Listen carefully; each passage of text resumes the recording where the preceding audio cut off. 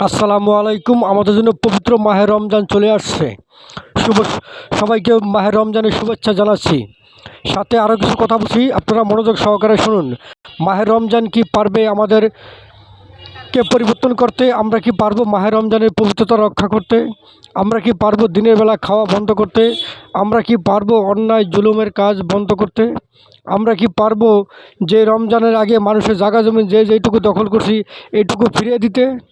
আমরা কি পারবো এই রমজান থেকে তওবা করে বাকি জীবন সৎ এবং ইমানদারিত্ব বজায় রেখে চলতে?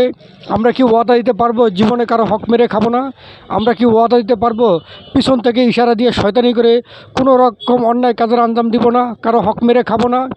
যদি হক মেরে খেয়ে থাকি সেই হকগুলো ফিরিয়ে দিব। আমরা কি পারবো এই ওয়াদা দিতে? আমরা কি পারবো আজ পর্যন্ত যতজনের জায়গা জমি দখল করেছি, যতজনের হক মেরে খেয়েছি সেই হকগুলো ফিরিয়ে দিতে পারবো? তাহলে এই রমজান আমাদের জন্য সার্থক নিয়ে আসবে। আর যদি আমরা না পারি, মানুষের সম্পদ আত্মসাৎ করি, সেগুলো ফিরিয়ে না দেই, আর অন্যায় জুলুম কাজ করতেই থাকি, তাহলে রমজান আমাদেরকে পবিত্র করবে না, এই রমজান আমাদেরকে জান্নাত দিতেও পারবে না।